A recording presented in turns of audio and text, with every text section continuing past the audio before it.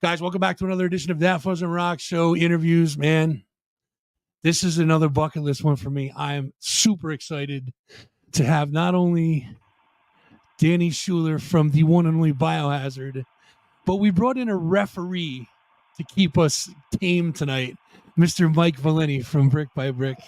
Gentlemen, it's good to see you guys tonight. Thank you for hanging out with us. Danny, Mike, I appreciate it. What's going on? Thanks for having me. Yeah, dude, it's my pleasure. Believe me. So we're here to talk all things Biohazard. The all original lineup is back, and we're also including the upcoming show here locally at Empire Live. That is March 2nd with Brick by Brick, Concrete Ties, Violent Design, and Torn Out, as well as the upcoming documentary.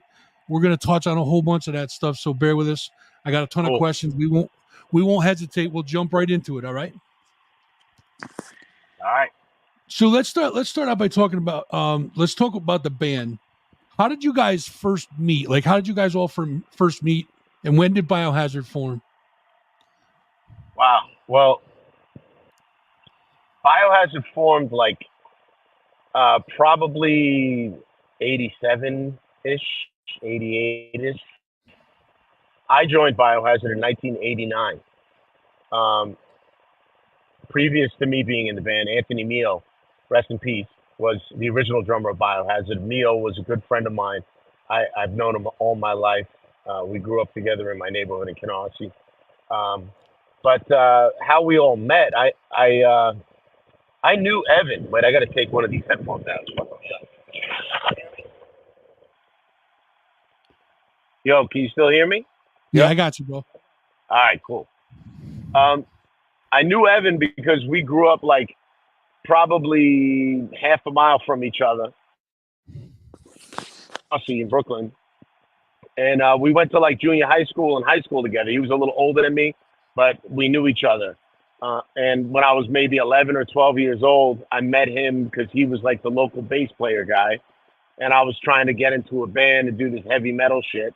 And we met up, and we actually Evan and I had a little like jam band when I was like 13 years old with some other guitar player named Victor. I don't know what happened to him.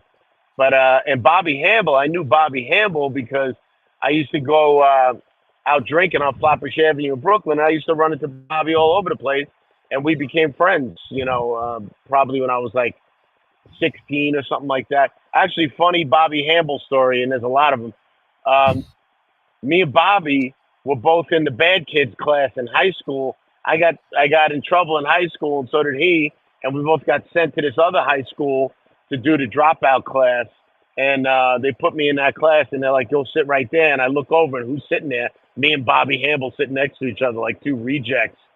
So that was when I was like 15, 16. But I know Bobby a long time. Billy, I didn't know. Billy was from like upstate New York, and he moved down to New York like, in the late 80s or whatever. I met Billy in Greenwich Village when he worked at a place called the Pink Pussycat.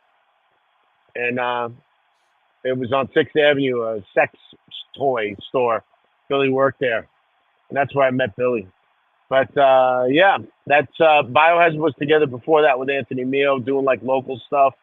And I was out at a show one night with my girlfriend at the down on Lower East Side somewhere, going to see some show, and I ran into Evan, and he was like, "Yo, why don't you come, jam with us at the studio?" And I was in that studio all the time anyway, so I was like, "Yeah, I'll come down." And that was in like early 1989, and we just started playing together. I didn't realize they were auditioning me. I thought we were just jamming, whatever. But when I walked in, they had like a couple of other drummers there, and they were like holding like auditions, like serious auditions, and I was like, "Ooh, all right." I didn't know it was that serious, but I jammed with them, and it just felt amazing. It was so fun, me and Bobby playing together, and Evan and Billy, all of us in the same room, loud as fuck. It was amazing, and they kept calling me, to come back. And I remember the first show I played with Biohazard. It's funny. Well, it's not funny, but it's kind of like a coincidence because he just passed away. Mikey Gibbons from Leeway. Yep. We were playing the first show I did with Biohazard was at the Sundance in Long Island, Bayshore, Long Island. And I remember we played the show, and after the show, I was walking around outside, and I ran into Mikey Gibbons. And Mikey was like, "Yo, man, good job. You sounded really good. Those little things you were doing with them, you're gonna make the band go to another level." I remember him saying that to me, and I was like, "Really? You think so?" Like I didn't really Wow. know anything, and he was like, "Yeah, man. You really." And like it was coming from like a guitar player, to hear him talking about drum stuff with me, playing things and stuff like that. Like Sure. it was awesome. So I was like, shout out to rest in peace, Mike Gibbons, I there was from the gonna say beginning. that's a big endorsement, especially coming from Mike Yeah, Gibbons and a guitar player, no less. So no now doubt. you guys have released 9 studio albums so far, anyways. Starting with the 9? self-titled 9, yeah. Oh Starting God. with self-titled Biohazard in June of '90. I can still Yeah. remember hearing that album coming out for the first time and going like, "What the fuck is this?" So tell me a little bit about that. The first album, the Biohazard album. Tell me a little bit about that. Well, Biohazard had done a couple demos, but hadn't done a record yet when I joined the band. And when I joined the band, it was just like, "Yo, we want to put out a record. We got all these songs," and it was like the thing that the band had to do was record a record, and they already had a bunch of songs, like I said, from the demos that we were playing live, and we changed around some of those songs, but we wrote a couple of new ones too, and yeah, just playing around New York, things started getting like more popular, bigger. The shows were getting packed. We would play L'Amour's in Brooklyn. 1,000 kids would show up. We were playing the Ritz in the city. We were playing all over the place: Jersey, Connecticut, D.C., and Albany, of course. And some guy called us up, and he was like, "Yo, I got this record label. You guys got to make a record. Blah blah blah." We ended up making a deal, and that was the first Maze record. And that was like the first time we were ever really in a real studio together. And that record, it was like I really love that record, but there's a couple of things like I wish we could just remix it a little bit or something one day. But that first record was like all we wanted to do was get our get our sound on tape. Like we just like knew that we had a different kind of sound, and we were like, listen, we were telling the producer like, yo, like it's got to be kind of like what like like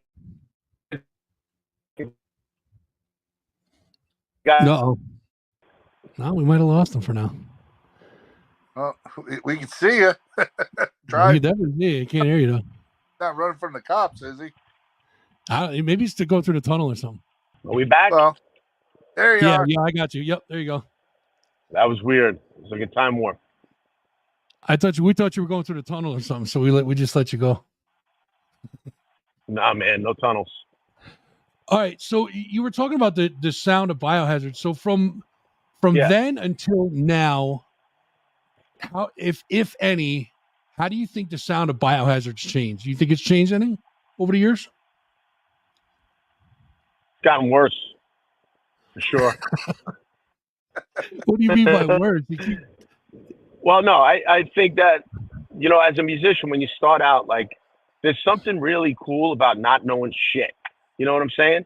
Like, there's a certain charm and a certain, like, something special about playing an instrument when you really don't know how to play it. Like, you're just playing from the heart. And that was kind of like how we were on the first album. You know what I'm saying? And then, like, because none of us really were that good at our instruments. You know what I mean? We just knew the basics. But what we really knew was what we wanted to sound like. Like, we knew we had something to say, and we knew what we wanted to sound like. But none of us were that good on it, with the exception of Bobby. Bobby Hamble's a very, like, he knows music theory, and he really knows how to play music, and he knows how to play guitar. But the rest of us are just a fucking bunch of knuckleheads when it comes to music theory and all that shit. And on that first record, it was just like, like monkeys in the lab. We didn't know what we were doing, but we had the songs, and we knew what we wanted to sound like. And, after that record came out, we toured. We went on tour. We went to Europe. We toured in the States a lot. All that playing made us get better, And when we went in to go do Urban Discipline, it really showed, like, the difference, being on the road and growing as a band. There was a lot of growth. Same thing on the record after that, State of the World Address. There's a lot of growth, you know. But kind of after that, everything kind of changed, you know, because after the State of the World Address, you know, that was when Bobby left, you know, while we were on tour for that record. And, you know, things kind of changed. The chemistry of the band changed. That changes the sound of the band. You know, people moved away. Like, not everybody was living in New York anymore. So, you know, attitudes changed, and things just weren't as it wasn't as cool as it was, you know, back then. Gotcha. But as far as now, I don't know what the band sounds like now. I know we sound like live, and I think we sound really good live. You know what I mean? Like, we've definitely gone back to not giving a fuck about anything except having fun, which is really healthy for us. You know, like we're not sweating the small stuff, I guess you would say. And we just want to have fun. So when we're having fun is when we do our best shit. So, you know, we just go and do our thing, and it sounds like us. And for me, that's a great thing, because I love the way the band sounds. As far as what our new music is going to sound like, I have no idea. You know, I don't know what once the band comes together and we start like jamming on all the stuff that we have, how it's going to evolve. But I know where my head is at, and I know what I want to do. But, you know, I can't speak for the other three guys. I'm hoping we do a real old school fucking, you know, like real deal Biohazard record. You know, there's so many great new bands out there who have taken like elements of things that us and a lot of other bands from back then, you know, kind of did. There's a lot of bands now who have taken a lot of those elements and do it really, really well. Sure. You know, way better than we could ever do it. So I don't want to try to compete, you know, try to outdo all these new bands, you know, because they do a different kind of heavy. You know what I'm saying? Like a lot of it's, yeah, you know, like I think a lot of it's created in the studio with technology. You know, some of them sound great live, but I don't want to compete with those kind of bands because they're so fucking like heavy and over the top. I know what we can do, and I know what we can pull off live, like at a show for real. And you know, I think we're gonna make a fucking awesome record that's gonna be great. But until that actually happens, I don't fucking know anything could happen. You know? Yeah. So you guys have definitely the vibe in the band is definitely like it was in the beginning. That's for sure. That's cool. Good. Yeah, you guys have always been a more of a live band than recording, anyways, right? You guys just want to be on the road. You don't want to. The recording is kind of secondary to you guys, right? Well, yeah. I mean, you know, making a record was just another excuse to, you know, let's go back out on the road. We toured a lot. You know, we were a touring, working band. That was our thing. Always just like, you know, let's go play. That's where we had the most fun. That's where we felt the most natural. That's where the best songs evolved, was live. And, you know, we were always really just into playing shows and having fun. So, you know, we got to bring it all together. What's that? I'd like to interject. Okay.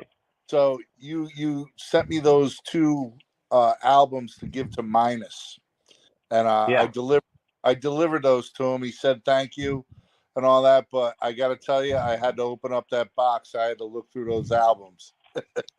So yeah. I looked through those albums, and those albums are pure gold. And dude, you're talking about beginnings. That was the Biohazard in those albums. Oh yeah, sure. The picture books you're talking about. Yeah. I mean, that's why I didn't want to give Minus his pictures back. I know. I know.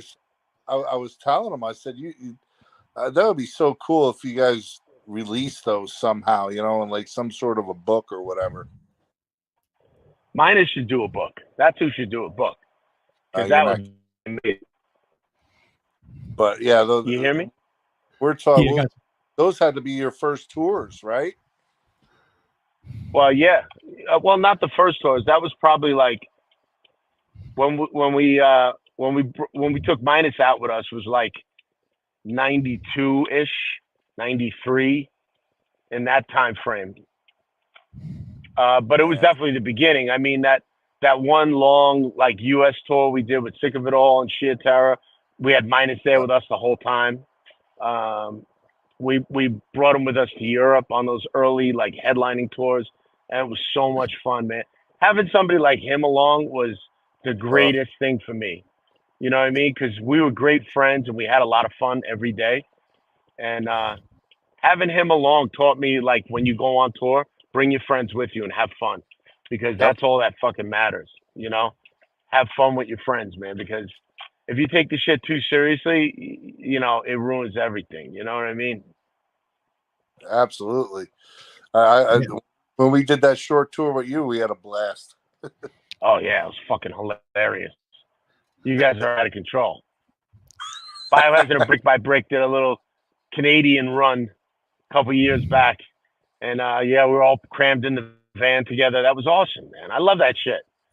I'm all for that. Like, for me, I'll drive. Everybody get in the back, and let's just fucking crack up the whole time. Like, you know, I don't need a very sophisticated way to travel. I like traveling all bunched up like that. You get to know people. You know, everybody smelling each other's farts and shit. It was fun, man. Hey, we're in this to have fun, right? I mean, that's why we fucking all do this shit, you know? That's what it's all about, right? I mean, yeah. So let's talk about you for a second, Danny. How did you first know that you wanted to be a musician? I don't know. I just always liked music, you know? I got two older brothers, and they used to, like, bring home records and shit. And every time I heard music, I was like, yeah. My mom was always, like, a big music person, too. So, like, there was always music on in the house. And she used to watch Elvis on TV and stuff. And she was watching Elvis, and I was watching the drummer. His name was Ronnie Tutt. I'd be watching Elvis's drummer like, wow, those drums are cool. That guy's amazing. You know what I mean? I just like the drums, you know? I just always liked the drums. I played guitar and bass my whole life, too. But drums is always my, I don't know. There's like a primal fucking connection I have with playing the drums. I don't know what it is. I don't know. Some knucklehead shit. But I love it. I don't know. I like hitting things. You know? That's a good answer. Yeah. All right, I'm gonna give you 5 questions real quick. Yeah. See if you can answer them as fast as you can. We call it the Fast 5. You ready? Yes. Do you remember what the name of your first band was?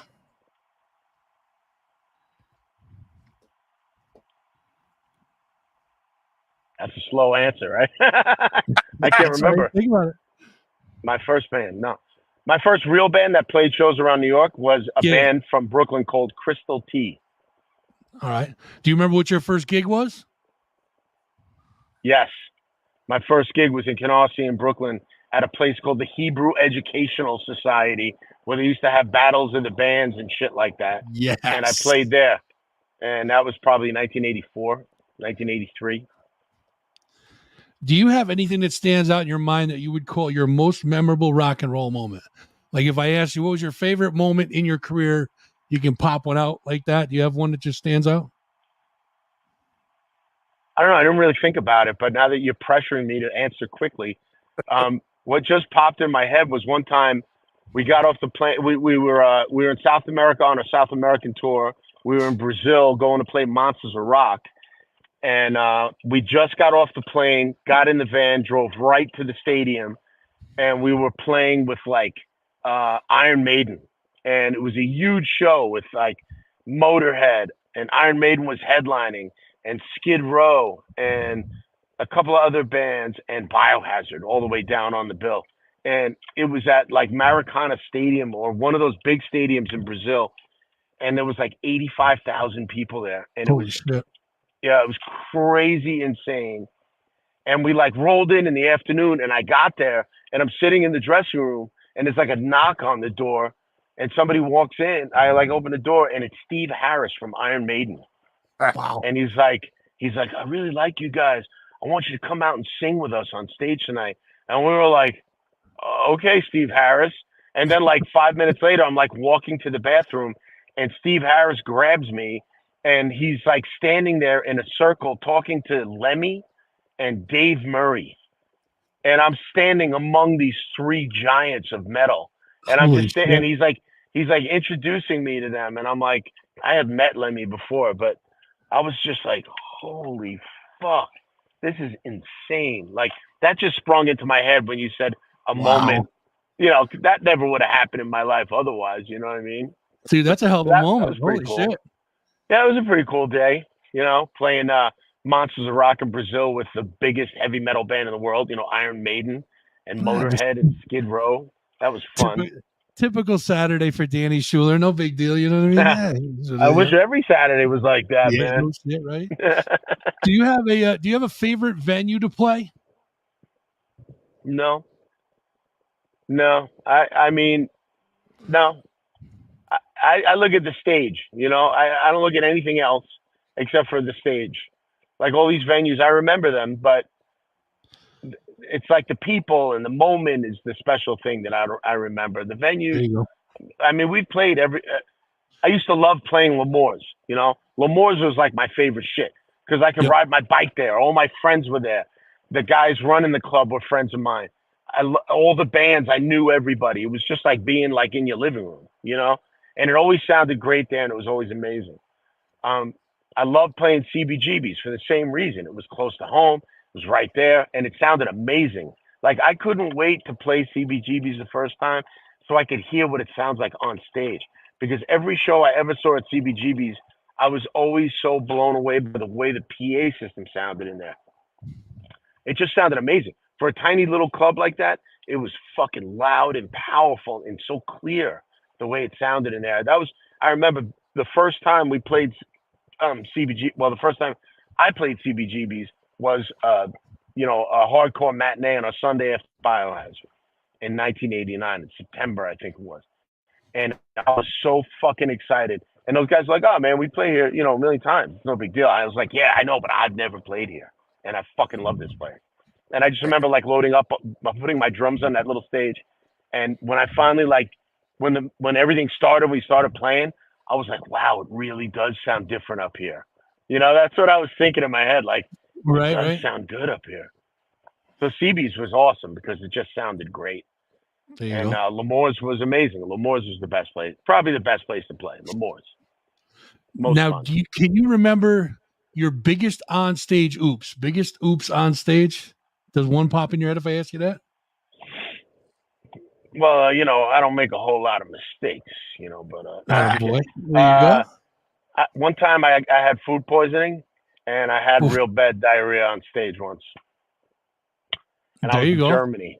Yeah, and my friend had a bucket. Oops, right?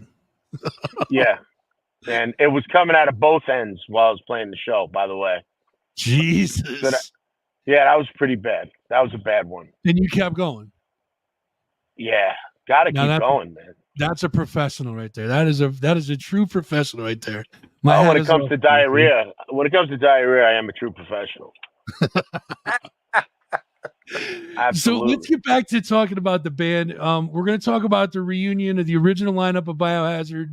You guys have been reunited after years of separation. I will not ask what led to the split because who wants to dig up old shit? Let's talk about the new.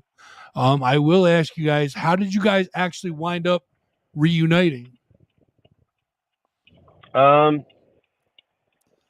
Well, 2015-ish, you know, Evan had been out of the band for years already. But we were still playing. We had Scott Roberts filling in, and we were still touring and doing stuff. And 2015, that ended. You know, with just things came to a head, and that just blew up. And I was pretty much like, well, that's it. Biohazard's over. You know, I don't want to do it again unless the real band came together, and we'd have to have a talk and really discuss things, because the way things were, I'm never going back to that point again. And so for those couple of years, I just kind of floated around. I did a couple of gigs with Rest in Pieces. I did a couple fill-in things here and there. I was writing music for myself, and I was pretty happy. Like, I'm not a guy who needs to be famous or popular or in a popular band or anything like that. I just like to play, you know. And I at that time, for those couple of years, I had my little studio set up. I was writing music by myself, and I'm pretty happy doing that. COVID hits, you know. We lost a couple of friends of ours from the old days, so we started talking a little bit, like calling each other, like did you hear so and so passed away? Blah blah blah. And that was hard. It was hard to like lose some very key people in our career. Like our manager Scott Koenig Yeah. was like a crucial part of our success, especially back in the early days. And He was with he you guys passed since away. the beginning, right? Yeah, pretty much since the beginning. I mean, our boy Big Rich was our first manager, and we love Big Rich, and thank God he's still with us. But Rich stepped aside when the band started blowing up a little bit because he knew we needed somebody like Scott Koenig, and Scott became our manager. And Scott had his office in Manhattan, and he was working for Russell Simmons and Def Jam, and it brought us into a whole other world. And he was crucial to our success, in our evolution. And Scott passed away, during the whole COVID lockdown. And that was just like, one more friend, like one more family member gone. And during COVID, we didn't know, like nobody knew what the world was going to be like, right after that shit ended. Like we didn't know, nobody knew. And I'm thinking like, fuck, man, people are getting sick and dying. What the fuck? This is crazy. Like, is the world ever going to come back? Is there ever going to be shows again? It's just kind of, I think everybody in the world kind of changed their perspective a little bit when all that shit went down. You know what I'm saying? Oh, 100%. I know. Yeah, Yeah. For me, it definitely did. I was going through a lot of stuff at home too. My mom being sick and everything. So it was kind of like a really down time, a hard time. But Billy and I had started speaking. Bobby and I had been speaking. Bobby and I always spoke. We always talked. But me and Billy, we hadn't talked a lot. There wasn't a problem anymore. We already, made up and everything. But, Billy's in LA. I'm over here on the East Coast. So it's just like difficult. But we started talking. And my brother lives in California, right? My brother, Rich. And he was coming to visit me one day, flying in with his family, coming to stay with us. And when he got to when he landed at JFK, he called me. And he was like, yo, you're not going to believe who I saw at the airport in LA when I was leaving LA last night. And I said, who? And he goes, Evan Seinfeld. I ran into Evan. Evan was on our flight. I said, are you kidding me? Now, my brother knows Evan since we're kids. Sure. So they saw each other at the airport. They talked and everything. I hadn't spoken to Evan in I don't even know. Let me think. That probably 9 or 10 years at that point. I hadn't spoken to Evan. And he runs into my brother at the airport.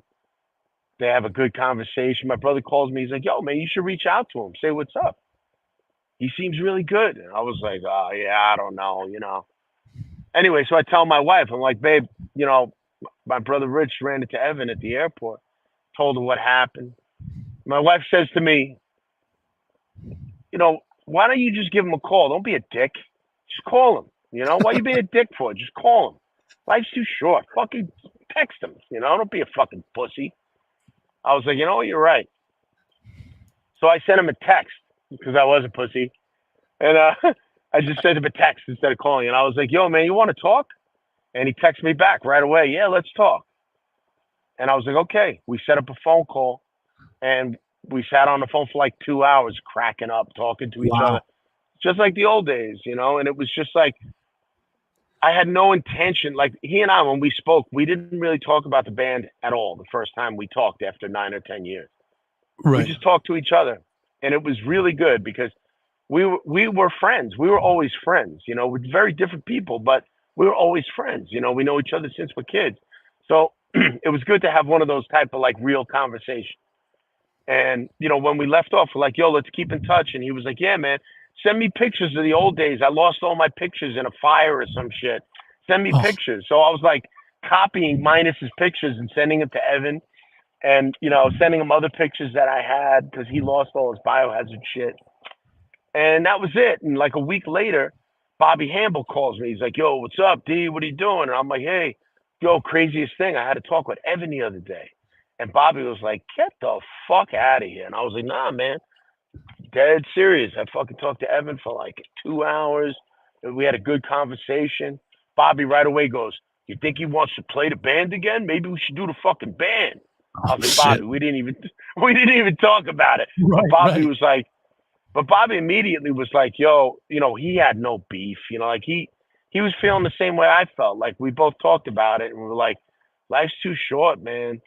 We should at least all talk and be nice to each other. Because man, we're losing dudes left and right, man. Yeah. And this shit sucks. We gotta like, we got a bond that goes way back. Like we gotta appreciate that. Sure.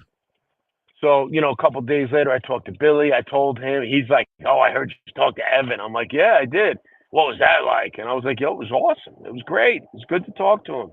Good to talk to all you guys, And that kind of evolved, like over a couple of months. Like we all talked a little bit, and then, unfortunately, when Scott Koenig passed away, he was out in L.A. They had a funeral. I couldn't go to the funeral. I was here. But Evan and Billy went, and that was the first time they saw each other, was there at Scott's funeral. And, I think that kind of like, brought them together a little bit and made them both realize like, yo, we got to put this shit in the past. Let's at least be friends, Right. And then, of course, once we all started talking together, it became, why don't we jam? Why don't we play? Why don't we do something?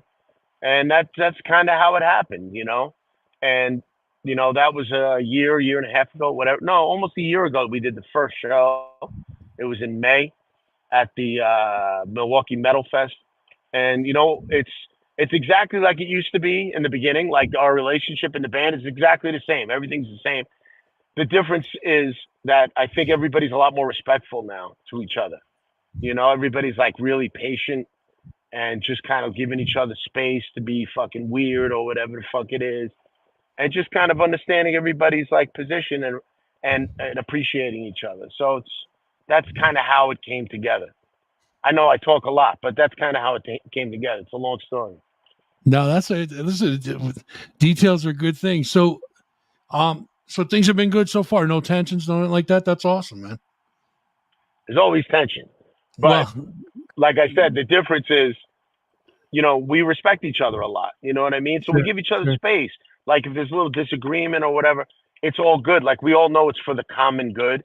So the chemistry in the band has changed a little bit.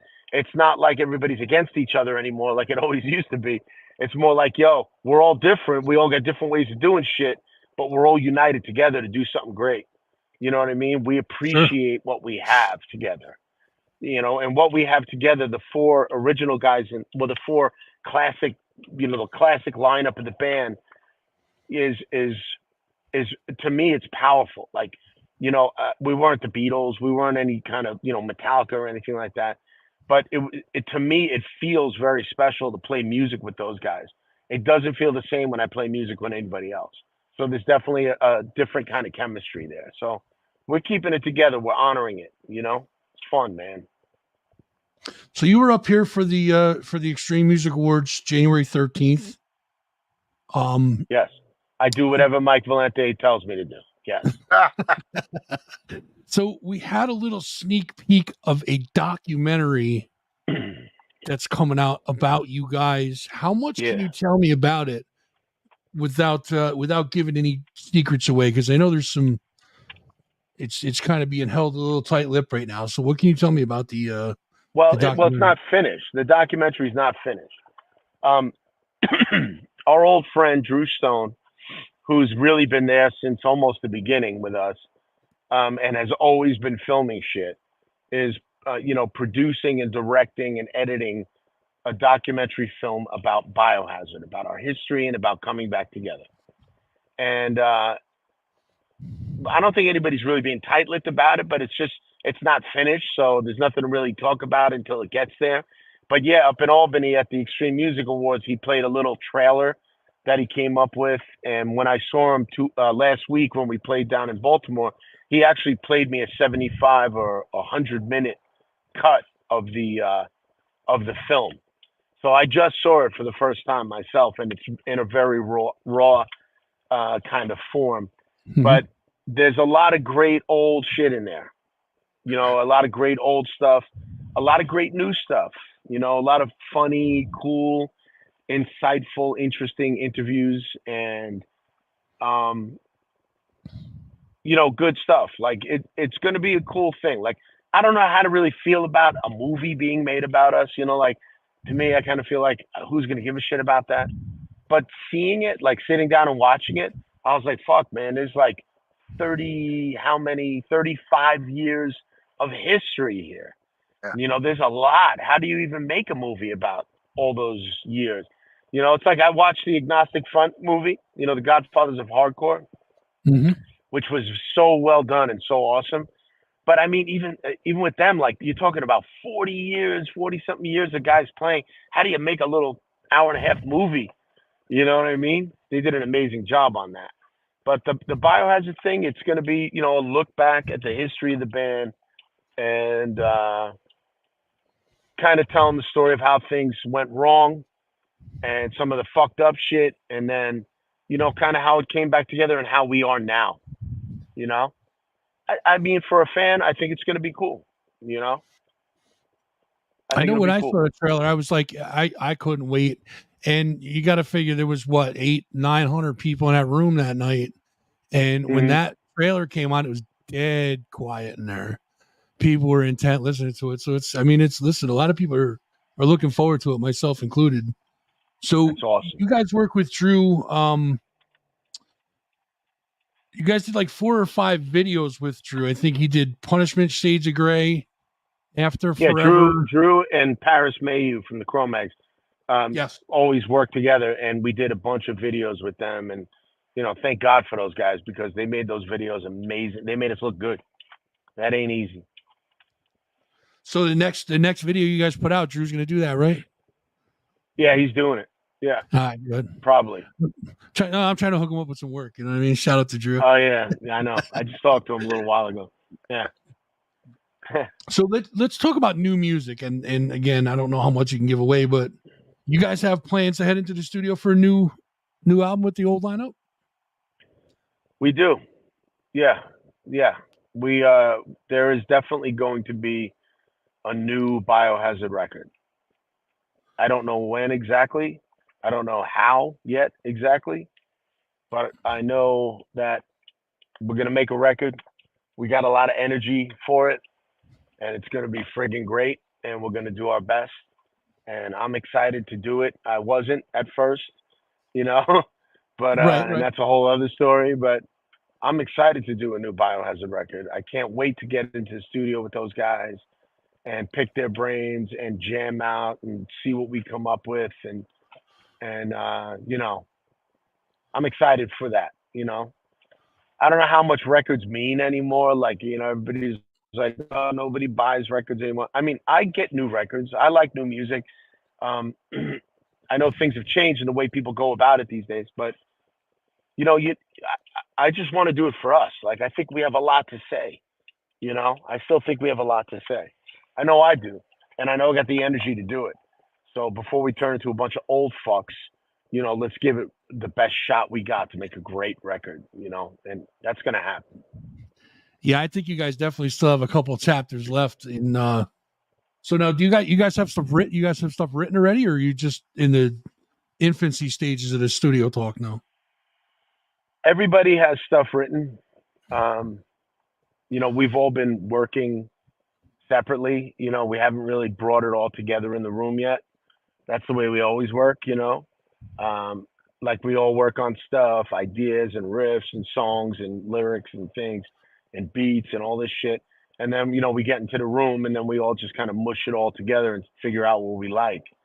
And that's where the process really starts. So, but, everything all the ideas that I've heard are really awesome and great. And really, I think it's going to be amazing. I think a lot of people are going to be surprised. Biohazard is still, we're gonna show everybody that we're still, like, what's the word? Contemporary. We're still relevant. Still relevant, absolutely. Yeah, like I said, you guys, your story's not done yet for sure. So, no. And just so you know, Danny, I'm just gonna let you know now, I am available when you guys do this studio. I can do a guest triangle spot on one of your songs. Yeah. I know if you guys need a lead triangle, I'm right there for you. Ding, buzz are done. Ding, buzz are done. That's it. Exactly. That's right. That's right. So now, what about touring? You guys were just on the road, tearing up some venues with the original lineup. You guys have more select dates scheduled, including this one right here. I'm going to put the poster up with it's at Empire Live, March 2nd, with special guest Brick by Brick, Concrete Ties, Violent by Design, and Torn Out. Tickets are still available, guys, through Empire Live box office or a Ticketmaster. Do you guys have any long-term plans for a tour? Well, right now we're just really focused on this show in Albany, March 2nd. You know, I'm really excited about that show. We're working on a different set list for that. We're just excited to play Albany. That was always a special place for us. You know, going up and playing like Saratoga Winners back in the day and all that stuff was always a lot of fun for us. It was a fun trip, get out of the city. It was always like quiet up there. It was like a different world going up to playing upstate, you know? So we're excited, you know, and I've told the guys how great the venue is, you know, and how the scene up there is so awesome now, thanks to Mike. All the hard work he's put in, keeping things going up there is amazing. He hates so we're very excited. You know, he hates. Yeah, I know. He's so humble. He's so humble. But you know, I told the guys it's going to be amazing, and I know it's going to be an amazing show. We're really psyched about it. I'm psyched about it. So yeah, dude, I'm really excited now. But as far as like long-term plans, we have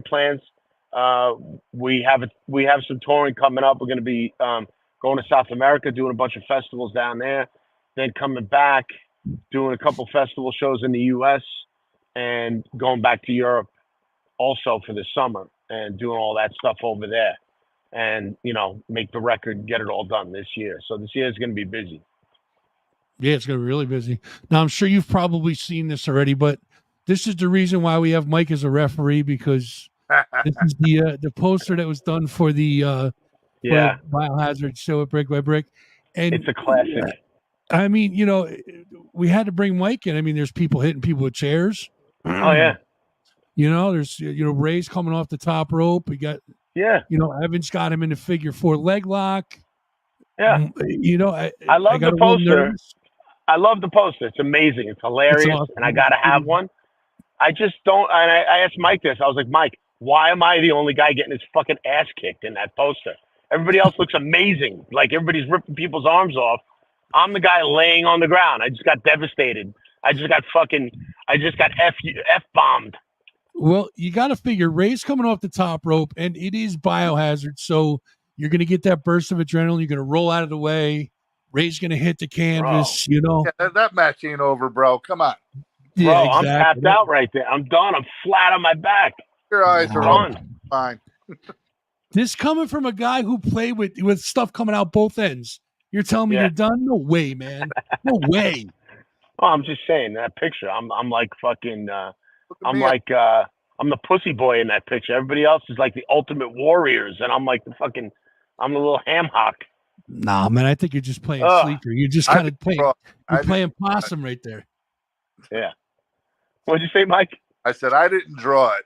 Craig Holloway artwork on that, and he that was his interpretation. So okay, I'll let him know. Craig he plays bass in Cold as Life, so I'll hit him up and I'll tell him he didn't like the poster. I love the poster. I'm kidding. Hey, somebody's got to take the fall. I'll be the fall guy. Nothing new there. It's all good. Hey, round two, March 2nd. You know what I mean? You guys can finish the match. Yep. Yeah, March 2nd. I get my revenge. I got Ray. Ray jumping on the ropes on me, jumping off the ropes. Those posters left. So they're all gone? Well, no, I got about 30 left. So, I mean, can you save me one? Yeah, absolutely. Save me one. 100%, bro. Absolutely. All right, dude, listen, man, I've taken up way too much of your time as it is now. I know you're just still driving, so we're gonna let you get back to driving. Is there anything else you want to tell the folks before we wrap this up? Yo, get your tickets for Albany, March 2nd, Empire Live with Brick by Brick, Concrete Ties, and I can't remember the names of the other bands. Violent by Design. Violent by Design. Turned out. Yep. Torn out. For now. It's going to be an amazing show. We're psyched. We got working on a special set list for that show. And, Biohazard's coming back to Albany with the original the classic lineup of the band, I should say. And we're excited. So March 2nd, we'll see you there. It's going to be a fun party, a good night.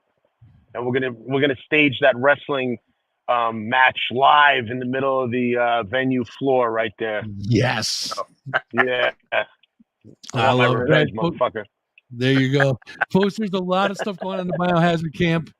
First is, of course, the classic lineup, we'll call it. Touring with select dates, including the one here we just talked about in Albany, Empire Live. New music coming soon this year. We're gonna hopefully see something new from you guys.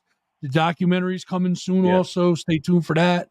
And I think we pretty much covered it all, man. For more information on Biohazard, just go to biohazard.com, go to our Facebook page, the Instagram, Biohazard DFL.